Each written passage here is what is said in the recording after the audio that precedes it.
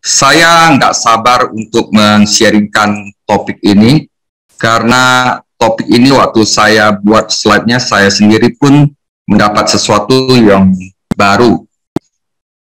Walaupun ini adalah doa syafaat, tapi doa syafaat di sini adalah doa syafaat yang sangat indah sekali. Dalamnya maknanya itu besar sekali. Oke, kita mulai berdoa untuk mengucap syukur kepada Tuhan Yesus. Tuhan Yesus, kami mengucap syukur atas hari-hari kami, sehingga kami dapat memperbaharui pikiran kami dengan membelajar firman-Mu. Firman-Mu adalah kebenaran, dan kemerdekaan itu, kebenaran akan memerdekakan kami. Tuhan Yesus, kuduskanlah hamba, organ-organ hamba semuanya, mulut, bibir, hati, agar firman yang hamba sampaikan benar-benar berasal dari Engkau. Dan juga lembutkan hati jemaat-jemaat Engkau, Tuhan Yesus, supaya firman yang ditaburkan benar-benar dapat melipat gandakan di dalam hati kami masing-masing. Terima kasih Tuhan Yesus, jauhkanlah kami dari yang jahat, lepaskanlah kami daripada pencobaan, karena Engkaulah yang punya kerajaan, kuasa, dan kemuliaan sampai selama-lamanya. Amin. Doa syafaat Paulus untuk gereja di Kolose. Jadi setelah ucapan syukur, Paulus berdoa syafaat kepada jemaat di Kolose. Saudara, doa-doa dalam surat Paulus di penjara itu unik. Dia memulai doanya untuk orang lain, yaitu doa syafaat, dan bukan untuk dirinya sendiri. Permintaan dalam doanya berpusat pada kebutuhan spiritual, bukan pada kebutuhan materi fisik. Nggak ada salahnya untuk mendoakan kebutuhan fisik dan materi, karena Tuhan Yesus pun mengajarkan demikian. Tetapi kebutuhan rohani itu jauh lebih penting. Nah, bagaimana Anda akan berdoa untuk kelompok orang yang belum pernah Anda lihat? Nah, semua yang Paulus ketahui tentang jemaat-jemaat di Kolose, ia pelajari dari pendeta mereka yang setia, yaitu Epapras. Paulus mengetahui ajaran sesat yang mengancam gereja, jadi dia memusatkan doanya pada masalah itu. Dalam doanya, Paulus membuat 3 permohonan untuk gereja di Kolose. Yang pertama, Paulus meminta kecerdasan spiritual, ayat 9, spiritual intelligence. Yang kedua adalah ketaatan perilaku, practical obedience, ayat 10. Dan yang ketiga adalah keunggulan moral, moral excellent. Nah, ini adalah doa syafaat dari Paulus.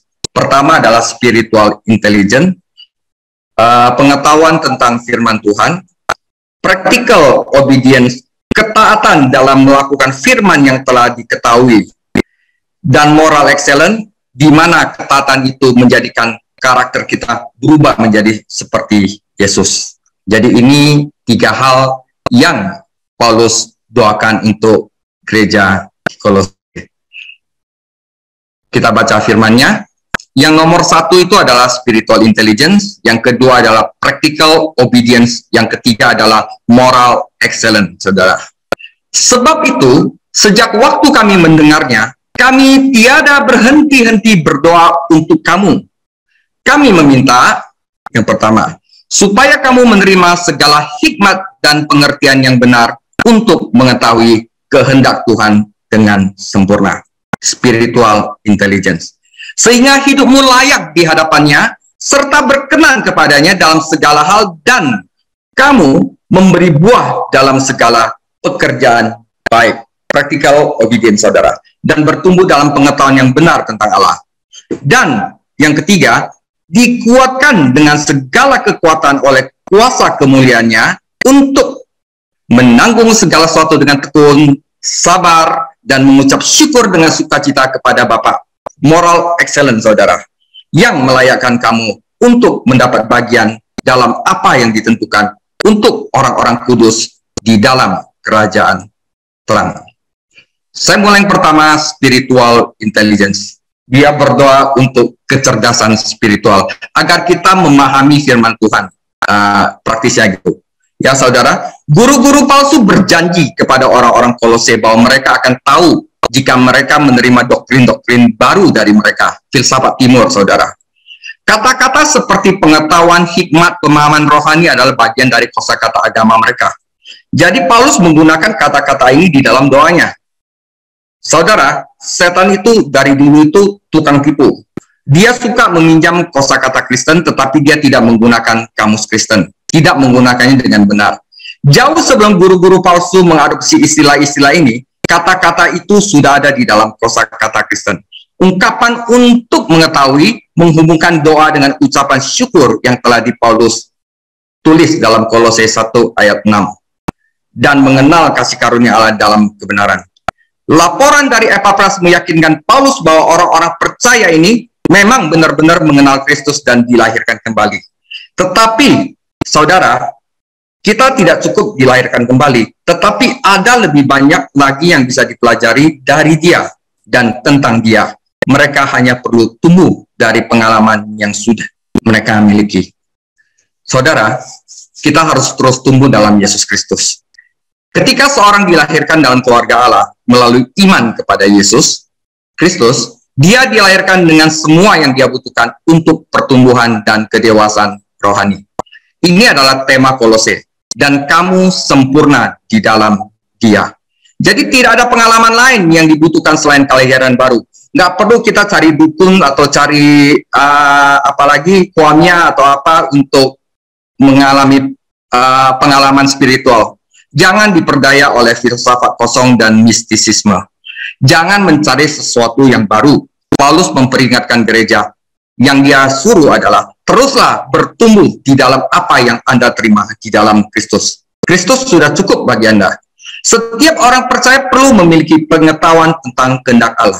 Yaitu kehendak Allah itu untuk saya itu apa sih? Tuhan mau saya apa? Kerja apa di dunia ini untuk melayani dia, untuk menyenangkan dia? Kata Yunani yang diterjemahkan pengetahuan dalam ayat ini mengandung arti pengetahuan yang penuh. Selalu ada lebih banyak hal untuk dipelajari tentang Tuhan dan kehendak-Nya bagi hidup kita. Tidak ada orang Kristen yang berani mengatakan bahwa dia telah tahu segalanya dan tidak perlu belajar apa-apa lagi.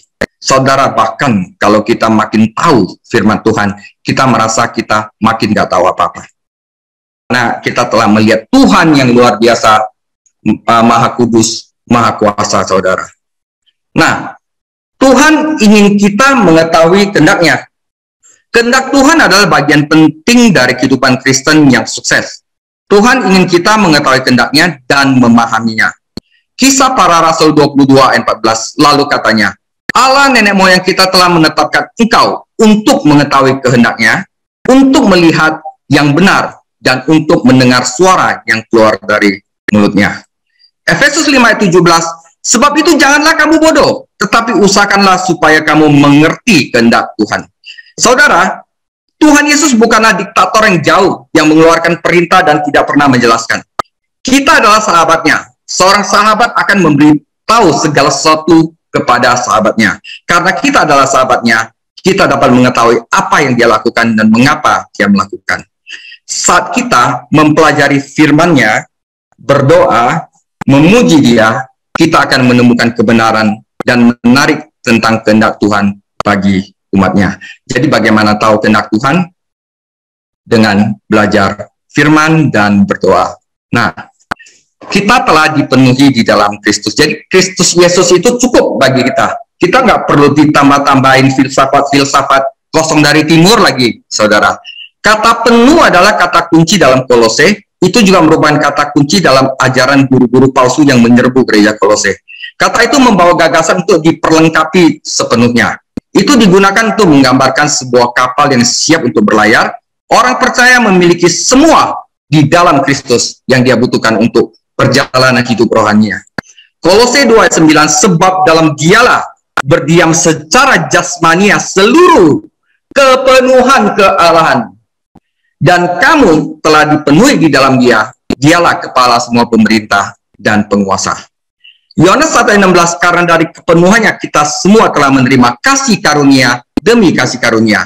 Sebab hukum Taurat diberikan oleh Musa, tetapi kasih karunia dan kebenaran datang oleh Yesus Kristus. Nah, saudara, metamorfo, perubahan dari dalam. Bagaimana orang percaya dapat bertumbuh dalam pengetahuan penuh tentang kehendak Tuhan? Kata-kata penutup di Kolose 1 ayat 9 memberitahu kita, dengan segala hikmat dan pengertian yang benar, kecerdasan spiritual, saudara. Ini berarti kita memahami kehendak Tuhan melalui firman Tuhan, saudara. Roh Kudus yang ada di dalam kita, saat kita belajar firman Tuhan, mengajar kita saat kita tunduk kepada Dia. Saat kita berdoa dan dengan tulus mencari kebenaran Tuhan, Dia pasti memberi kita melalui roh hikmat dan pemahaman yang kita butuhkan. Firman Tuhan dan Roh Kudus bekerja bersama-sama untuk agar kita mengetahui kehendak Tuhan. Jadi Roma 12 ayat 2, janganlah kamu menjadi serupa dengan dunia, tetapi berubahlah, transformasilah oleh pembaharuan pikiranmu. Jadi pembaharuan pengetahuan kamu, sehingga kamu dapat membedakan mana yang kehendak Allah, apa yang baik, yang berkenan kepada Allah, dan yang sempurna. Saudara, kita ada di dunia, kita sudah tahu istilahnya dunia itu mainnya kayak bagaimana. Itu palsu semua. Kalau kita mau tahu itu palsu, kita harus tahu yang asli. Kayak jam tangan saudara, jam tangan saya ini palsu atau asli. Nah, Anda tidak tahu ini palsu atau asli, selain Anda tahu yang asli itu seperti apa. Jika Anda tahu jam tangan itu aslinya seperti apa, Anda dapat membedakan mana yang palsu, mana yang asli. Jadi begitu, jika Anda tahu firman Tuhan, maka Anda dapat membedakan, oh ini kehendak dunia, ini kehendak Allah. Nah, jadi ini pembaruan dari dalam metamorfosis, jadi seperti diubah jadi ulat menjadi kupu-kupu, saudara. Nah, standar perilaku kita bukan lagi masyarakat di sekitar kita. Wah, kalau dia gituin aku gituin dia, cengli dong. Oh, kita tidak hanya terus melakukan apa yang kita lakukan. Sebaliknya kita harus berubah. Dan perubahan ini mulai dengan pikiran. Tuhan Yesus berkata, kalau ditampar pipi kiri, kasih pipi kanan. Nah, itu perubahan pikiran. Orang dunia tidak begitu, saudara. Orang dunia bilang, wah asal berbuat baik Pak, kamu pasti masuk surga. Tapi firman Tuhan tidak mengatakan demikian. Firman Tuhan mengatakan keselamatan itu hanya melalui iman di dalam Kristus. Itu namanya kita berubah pikiran kita. Nah, Amsal 4 ayat 7, permulaan hikmat adalah perolehlah hikmat dan segala kau perolehlah pengertian. Itu yang pertama. Perubahan kita itu dimulai dari pikiran, saudara. Nah, saudara, mertua saya itu sering nasihatin saya. Tawi, nama saya itu Tawi. Jangan minum Coca-Cola. Saya pikir Coca-Cola kan segar, enak ya. Nah, sampai saya pelajari bahwa Coca-Cola itu mengandung gula yang banyak, ini yang bala, ini tidak merusak ini. Tanpa saya ada pikiran ini, tanpa ada saya pengetahuan itu, saya tidak akan berhenti Coca-Cola. Jadi perubahan saya itu dimulai dengan pengetahuan saya tentang Coca-Cola itu merusak. Oke, demikian juga kita jika ingin berubah menjadi karakter Kristus, dimulai dengan peroleh pengetahuan firman Tuhan. Jadi dibutuhkan upaya sadar, memikirkan bagaimana cara Tuhan berbeda dari dunia sekitar kita. Dia berdoa agar mereka lebih bisa memahami firman Tuhan dan demikian memiliki hikmat dan wawasan yang besar, lebih besar tentang kehendak Tuhan. Dia ingin mereka memiliki segala hikmat, bukannya mereka akan mengetahui segalanya, tetapi agar mereka memiliki semua hikmat yang mereka perlukan untuk membuat keputusan dan hidup yang sesuai dengan kehendak Allah. Nah, saudara, hikmat itu sangat berharga. Ayub 28 ayat 12. Tetapi di mana hikmat dapat diperoleh, di mana tempat akal budi, jalan ke sana tidak diketahui manusia, dan tidak didapati di negeri orang hidup. Kata samudera raya, ia tidak terdapat di dalamku. Kata laut, ia tidak ada padaku. Untuk gantinya, tidak dapat diberikan emas murni, dan harganya tidak dapat ditimbang dengan perak. Jadi pengetahuan firman Tuhan itu lebih berharga dari seluruh uang di seluruh dunia itu dikumpulkan. Manusia bisa ciptakan kapal selam untuk mengarungi samudera raya. Tapi samudera raya berkata, saya tidak kenal hikmat, dia tidak terdapat di dalamku. Hikmat itu dari mana datangnya? Atau akal budi di mana tempatnya? Ia terlindung dari mata segala yang hidup. bahkan tersembunyi bagi burung di udara. Kebinasan dan maut hanya berkata, hanya desas-desusnya yang sampai ke telinga kami. Hanya Allah mengetahui jalan ke sana, dan ia juga mengenal tempat kediamannya. Tetapi kepada manusia ia berfirman, sesungguhnya takut akan Tuhan itulah hikmat, dan menjauhi kejahatan itulah akal budi. Perubahan pikiran. Takut akan Tuhan itu bukan takut kayak kita takut maling, takut serigala gitu, tetapi benar-benar kagum dan respect yang tertinggi kepada Allah. Itu namanya takut akan Tuhan. Jadi kita benar-benar menghargai firman-Nya. Itu dapat membuat kita mengubah pikiran kita dan akan menghilangkan pikiran dunia kita, saudara. Nah, jadi langkah awal, perolehlah pengetahuan spiritual. Kecerdasan rohani adalah awal dari kehidupan Kristen yang sukses dan berbuah. Saya pernah mendengar seorang pengkhotbah berkata, saya tidak pernah sekolah Alkitab. Seorang pria tidak harus pergi ke sekolah untuk mendapatkan kecerdasan spiritual, saudara. Nggak perlu kuliah. Tetapi dia tidak boleh melalaikan belajar firman Tuhan setiap hari. Saudara, pengkhotbah terkenal seperti Charles Spurgeon, Campbell Morgan, dan Ironside tidak memiliki hak istimewa untuk pelatihan Alkitab formal. Mereka tidak pernah sekolah formal. Tetapi mereka itu jadi pengkhotbah yang terkenal. Tetapi mereka adalah pelajar firman yang setia. Dalam kasus kita ini, kita terus mengikuti pendalaman Alkitab, saudara. Anda tidak sadar itu, pikiran Anda sudah dirubahkan oleh Alkitab. Dan itu adalah suatu anugerah yang terbesar, lebih dari emas perak.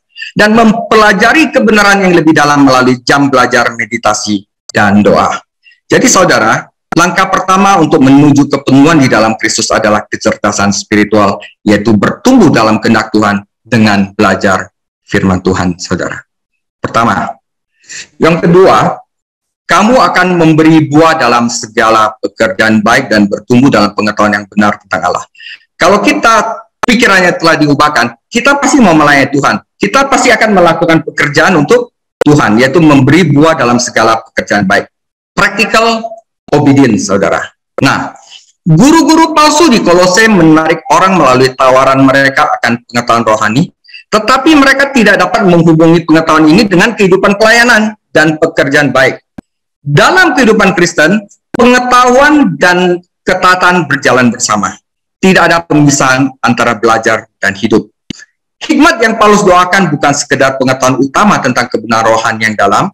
Kecerdasan spiritual sejati harus mempengaruhi tindakan kehidupan sehari-hari. Kecerdasan spiritual dan ketaatan praktis harus berjalan bersama-sama. Jadi saudara, kalau saya udah tahu Coca-Cola itu tidak bagus, tapi saya tetap minum, saya tidak akan membuat satu moral bahwa saya tidak akan minum Coca-Cola lagi. Biarin aja lah. Saya sudah yakinkan bahwa Coca-Cola itu jahat, tapi saya tetap minum, maka saya tidak akan menjadi orang yang nggak akan minum Coca-Cola, saudara.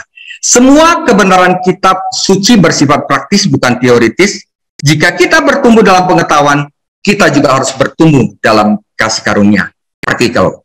Nah, saudara, belajar dan bekerja. Dua kata merangkum kepraktisan kehidupan Kristen, berjalan dan bekerja. Urutannya penting. Pertama, hikmat dan pengetahuan yang pertama yang harus Anda miliki, lalu berjalan di dalamnya, ikuti firman Tuhan, dan kemudian melakukan pekerjaan baik, pelayanan, pengajaran, apa segala macam. Saudara, saya tidak dapat bekerja untuk Tuhan, kecuali saya berjalan bersamanya. Tetapi saya tidak dapat berjalan bersamanya jika saya tidak mengetahui kehendaknya. Orang-orang yang menghabiskan waktu setiap hari dalam firman dan doa akan mengetahui kehendak Tuhan dan dapat berjalan bersamanya dan melakukan pekerjaan baik untuknya.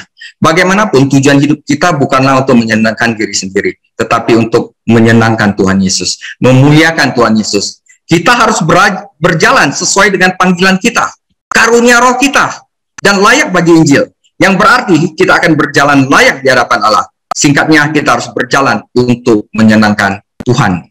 Ya, saudara. Saudara, kita tidak bisa lakukan sendiri. Allah bekerja di dalam kita. Allah, Roh Kudus yang bekerja di dalam kita. Tanpa Roh Kudus di dalam kita, kita tidak bisa berbuat apa-apa. Saudara, bukan dengan kekuatan kita bekerja untuk Tuhan. Allah lah yang bekerja di dalam kita. dan melalui kita untuk menghasilkan pekerjaan baik. Pekerjaan baik yang kita lakukan adalah aliran keluar dari kehidupan yang kita jalani dengan tinggal di dalam Kristus, yaitu firman, dan menerima pekerjaan Allah Bapa di dalam, yaitu memangkas kita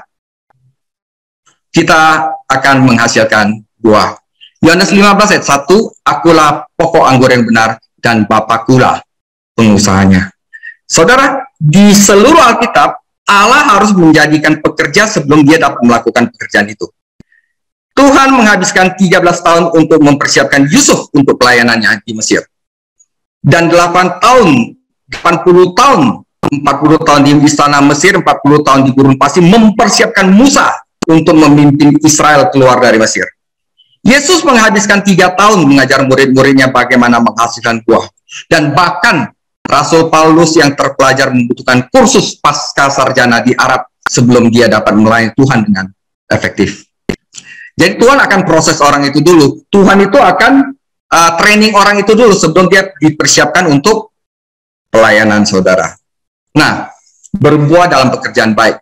Saudara, bayi yang baru lahir dapat menangis dan membuat kehadiran diketahui, tetapi ia tidak dapat bekerja. Seorang Kristen baru dapat bersaksi bagi Kristus dan bahkan memenangkan orang lain, tetapi ia harus diajar untuk berjalan dan mempelajari hikmat Allah sebelum ia ditempatkan di pelayanan yang bertanggung jawab. Hikmat Tuhan mengungkapkan kehendak Tuhan. Saat kita mematuhi kehendak Tuhan dalam perjalanan kita, kita dapat bekerja untuk Dia dan menghasilkan buah. Saudara, kita tidak akan hanya sekali melayani Tuhan, kita akan berbuah dalam setiap pekerjaan baik. Tapi ada hasil yang berharga yang diberkati dari pengalaman ini adalah jika kita berbuah dalam pekerjaan baik kita melakukan pelayanan kita, pekerjaan kita di dalam Tuhan dengan baik, maka otomatis kita akan bertambah dalam pengenalan akan Allah. Itu bonus. Saat kita berjalan dengan Tuhan dan bekerja untuk Tuhan, kita akan mengenal Dia lebih baik lagi dan lebih baik lagi. Saudara ingat ya. Nah, saudara, tetapi kehidupan Kristen itu perlu keseimbangan. Kehidupan Kristen kita sangat membutuhkan keseimbangan. Tentu saja kita mengenal Tuhan lebih baik saat kita berdoa di kamar pribadi, saat kita merenungkan firman. Tetapi kita juga dapat mengenal Dia di saat kita berjalan dalam kehidupan sehari-hari. Dan pelayanan di gereja, bekerja untuk Tuhan, memenangkan jiwa bagi Kristus dan membantu umatnya. Jadi harus seimbang, saudara. Waktu pribadi dengan Tuhan dan pelayanan tidak kompetitif. Mereka berjalan bersama-sama. Dua-duanya akan membuat kita mengenal Tuhan. Contohnya Tuhan Yesus ketika Dia melayani di bumi, Tuhan Yesus kadang mengundurkan diri untuk berdoa waktu pribadi dengan Allah. Lalu Dia pergi untuk melayani. Kita perlu menghindari ekstrim dan mistisisme yang tidak praktis dan antusiasme kedagingan. Saat kita menghabiskan waktu bersama Tuhan, kita dapat memahami Dia dan kehendak-Nya bagi hidup kita. Dan saat kita keluar untuk menaati Dia, kita belajar lebih banyak. Langkah kedua, ketaatan kehidupan praktis. Ketaatan praktis berarti menyenangkan Tuhan, melayaninya, dan mengenalnya lebih baik. Doktrin apapun yang mengisolasi orang percaya dari pekerjaan baik untuk kebutuhan dunia di sekitarnya bukanlah doktrin spiritual. Paulus berdoa agar kita memiliki kecerdasan rohani dan agar kecerdasan ini menghasilkan ketaatan yang praktis. Tetapi ada permintaan ketiga yang melengkapi dua permintaan pertama ini, dan tampaknya, kehidupan Kristen tidak bisa menjadi dewasa, yaitu keunggulan moral. Dalam Filipi 1 ayat 9-12 demikian firman Tuhan ayat 9 berbunyi, sebab itu sejak waktu kami mendengarnya, kami tiada berhenti-henti berdoa untuk kamu. Kami meminta, satu, supaya kamu menerima segala hikmat dan pengertian yang benar, untuk mengetahui kehendak Tuhan dengan sempurna. Ayat 10 berbunyi, sehingga hidupmu layak di hadapannya serta berkenan kepadanya dalam segala hal. Dan dua, kamu memberi buah dalam segala pekerjaan yang baik dan bertumbuh dalam pengetahuan yang benar tentang Allah. Ayat 11 berbunyi, dan tiga, dikuatkan dengan segala kekuatan oleh kuasa kemuliaan-Nya untuk menanggung segala sesuatu dengan tekun dan sabar. Ayat 12 berbunyi, dan mengucap syukur dengan sukacita kepada Bapa, yang melayakkan kamu untuk mendapat bagian dalam apa yang ditentukan untuk orang-orang kudus di dalam kerajaan terang. 3. Dia berdoa untuk keunggulan moral. Pasal 1 ayat 11 dan 12 kecerdasan dan ketaatan harus selalu dikaitkan dengan karakter moral. Salah satu masalah besar di dunia Injili kita saat ini adalah penekanan pada pengetahuan rohani dan pelayanan Kristen tanpa menghubungkan hal-hal penting ini dengan karakter pribadi. Pengetahuan, pelayanan, dan karakter harus selalu berjalan beriringan. Kita tahu kehendak Tuhan agar kita bisa menaatinya, dan dengan menaatinya, kita melayani Dia dan bertumbuh dalam karakter Kristen. Meskipun tidak satupun dari kita yang sepenuhnya seimbang dalam ketiga faktor ini, kita harus berjuang untuk keseimbangan itu. Sumber karakter Kristen adalah energi Tuhan yang memberdayakan kita. Paulus menggunakan dua kata Yunani yang berbeda untuk energi Tuhan, dunamis. Dari mana kita mendapatkan kata dinamit, berarti kekuatan yang melekat, dan kratos berarti kekuatan yang diwujudkan dalam tindakan. Karakter Kristen, anugerah kehidupan Kristen kita hanyalah hasil dari kuasa Tuhan yang bekerja dalam hidup kita. Pertumbuhan dan kedewasaan rohani hanya bisa datang ketika kita menyerah pada kuasa Tuhan dan mengizinkan Dia bekerja di dalam kita. Kita biasanya berpikir tentang kuasa mulia Allah yang dinyatakan dalam tindakan berani yang luar biasa, bangsa Israel menyeberangi Laut Merah, Daud memimpin pasukan yang menang, atau Yosua yang memenangkan Jericho, tetapi penekanannya di sini adalah pada karakter Kristen. Nomor 1 ketekunan, nomor 2 kesabaran, nomor 3 sukacita, dan nomor 4 rasa syukur. Kemenangan batin dari jiwa atau karakter sama besarnya, jika tidak lebih besar, daripada kemenangan publik yang tercatat dalam catatan sejarah. Bagi Daud untuk mengendalikan amarahnya ketika dia difitnah oleh Simei adalah kemenangan yang lebih besar daripada pembunuhannya atas Goliat, terdapat dalam 2 Samuel 16 ayat 5-13.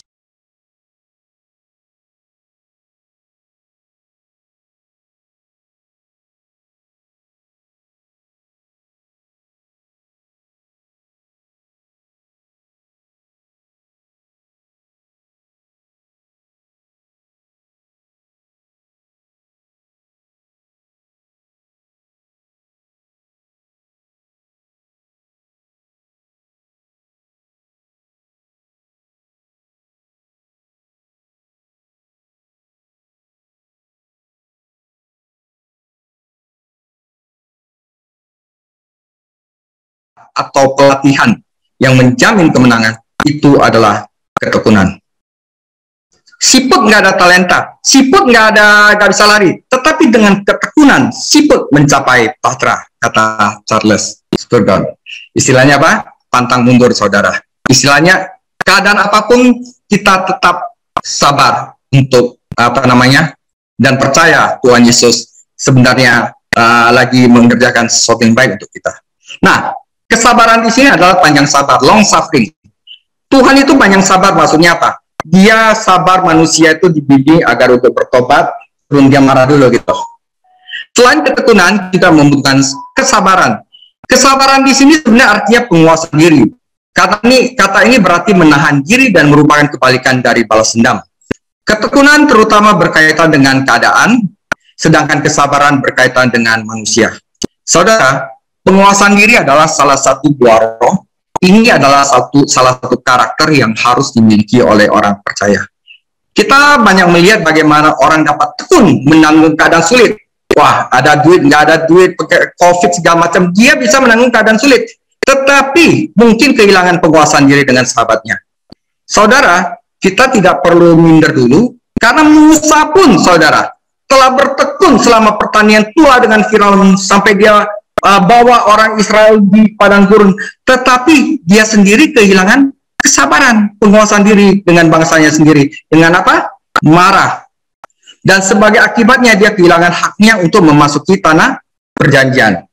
Amsal 25 ayat 28, orang yang tidak dapat mengendalikan diri adalah seperti kota yang roboh temboknya, saudara.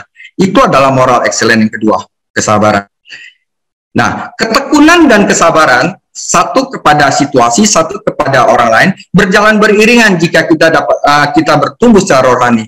Bahkan Paulus bilang bahwa kesabaran dan ketekunan adalah tanda pelayanan sejati Yesus Kristus, yang dituliskan dalam 2 Korintus 6 ayat 4-6. Sebaliknya dalam segala hal kami menunjukkan bahwa kami adalah pelayan Allah, kita semua saudara, yaitu dalam menahan dengan penuh kesabaran dalam penderitaan, kesesakan dan kesukaran, dalam menanggung dera, dalam penjara, kerusuhan, dalam berjerih payah, dalam berjaga-jaga dan berpuasa, dalam kemurnian hati, pengetahuan, kesabaran, kemurahan hati, dalam Roh Kudus dan kasih yang tidak munafik. Dan Paulus sendiri menunjukkan kasih karunia ini dalam hidupnya sendiri serta melatih Timotius muridnya. 2 Timotius 3:10, tetapi engkau telah mengikuti ajaranku, cara hidupku, pendirianku, imanku, kesabaranku, kasihku, dan ketekunanku. Saudara harus miliki ini. Nah, teladan ketekunan dan kesabaran dalam Alkitab. Teladan besar ketekunan dan kesabaran dalam Perjanjian Lama adalah Ayub. Ayub 5 ayat 11, sesungguhnya kami menyebut mereka berbahagia, yaitu mereka yang telah bertekun. Kamu telah mendengar tentang ketekunan Ayub, dan kamu telah tahu apa yang pada akhirnya disediakan Tuhan baginya, karena Tuhan Maha Penyayang dan penuh belas kasihan. Dalam Perjanjian Baru, teladannya adalah Tuhan Yesus sendiri. Bagi Tuhan Yesus untuk melakukan mujizat di alam materi atau fisik, karena segala sesuatu dalam ciptaan mematuhi perintahnya. Yesus dapat menyembuhkan telinga Malkus yang dipotong Petrus, tetapi Tuhan Yesus tidak dapat secara otomatis mengubah hati Petrus dan menghilangkan kebencian dan kekerasan di dalam hatinya. Tuhan Yesus bisa mengeluarkan air dari batu, tetapi dia tidak bisa memaksa Musa untuk menguasai diri untuk tidak mengetuk air itu. Tuhan Yesus bisa dengan mudah membawa keluar bangsa Israel dari Mesir, namun dia perlu 40 tahun untuk mengubah hati bangsa Israel, saudara. Nah, itu butuh kesabaran, panjang sabar untuk tidak marah duluan. Nah, itu sukacita moral yang ketiga. Kuasa Tuhan telah dibuktikan dalam hidup kita, tidak hanya dalam ketekunan dan kesabaran kita, tetapi dalam sukacita, saudara. Jadi kalau kita misalnya dapat menahan diri, tapi nahan dirinya jangan dengan penderitaan, saudara. Menahan dirinya dengan sukacita. Ketika keadaan sulit, kita harus menunjukkan ketekunan yang penuh sukacita. Dan ketika orang-orang sulit untuk hidup bersama, kita harus menunjukkan kesabaran yang penuh sukacita. Ada semacam kesabaran, tapi bertahan, tapi kepahitan, tapi tidak menikmati. Nah, ini dibutuh sukacita. Mau diapain orang, dia sukacita, saudara. Mau keadaan gimana, dia sukacita. Nah, Paulus berdoa agar orang Kolose mengalami kesabaran yang penuh sukacita. Nah, kita sering menggunakan kata sukacita dan kegembiraan secara bergantian, tetapi perbedaan itu harus dibuat. Kegembiraan seringkali tergantung pada kejadian, tergantung kepada orang. Orang suka sama kamu, dia baik sama kamu. Orang nggak suka sama kamu, dia nggak baik sama kamu. Tetapi sukacita tidak tergantung pada orang, saudara. Tidak tergantung kepada keadaan. Dia ada di dalam hati kita. Itu ditanam oleh Roh Kudus. Dia petik dari pohon kehidupan di surga, ditanam di hati orang-orang ini. Surat yang penuh sukacita ditulis Paulus adalah surat Filipi, dan ia menulis suratnya dalam penjara ketika menghadapi kemungkinan menjadi martir karena imannya. Dia sukacita, saudara. Nah, dan rasa syukur. Bukti keempat kuasa Tuhan dalam hidup kita adalah kita bisa bersyukur, saudara. Orang Kristen yang dipenuhi Roh Kudus akan bersukacita dan bersyukur. Surat Kolose ini akan dipenuhi dengan ucapan syukur. Paulus mengucap syukur untuk gereja di Kolose. Dia berdoa agar mereka bisa bertumbuh dalam ucapan syukur mereka sendiri kepada Allah. Kehidupan Kristen harus berlimpah dengan ucapan syukur, saudara.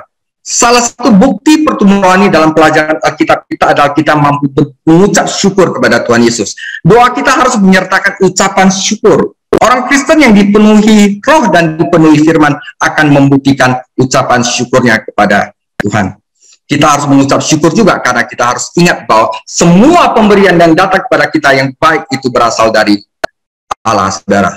Nah, saudara, rasa syukur adalah tanda orang Kristen yang dewasa. Rasa syukur adalah kebalikan dari egois. Orang egois berkata, saya pantas mendapatkan apa yang datang kepada saya. Orang lain seharusnya membuat saya bahagia dong. Tetapi orang Kristen yang dewasa menyadari bahwa hidup adalah anugerah dari Tuhan dan berkat-berkat kehidupan hanya datang dari tangan Tuhan. Tentu saja satu berkat yang seharusnya menggerakkan kita terus-menerus untuk mengucap syukur bahwa Allah telah membuat kita layak untuk mendapat warisan surgawi yang begitu kaya.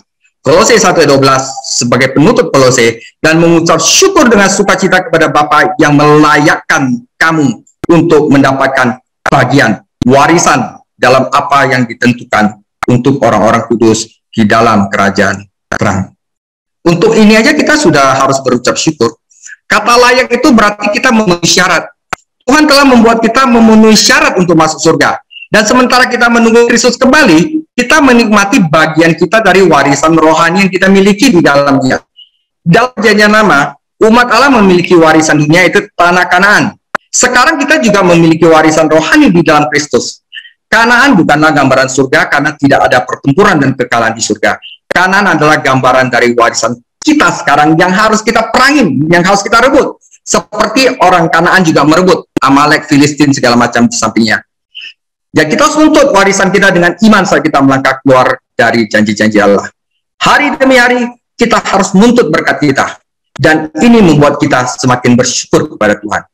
Warisan rohani itu tidak lain adalah karakter yang mencerminkan kehidupan Yesus. Seperti sukacita, kesabaran, kesetiaan, rasa cukup, ketekunan dalam menjalani hidup sepenuhnya kepada Tuhan Yesus. Sebagai penutup, saudara, saat kita meninjau doa syafaat yang luar biasa ini, saudara, kita dapat melihat betapa indahnya dan berharganya doa itu. Kita semua membutuhkan kecerdasan spiritual jika kita ingin mengetahui kehendak Tuhan dan menyenangkan Tuhan. Kita juga membutuhkan ketaatan praktis, practical obedience dalam perjalanan hidup, pelayanan, dan pekerjaan kita. Hasil dari semua itu adalah keunggulan moral kita.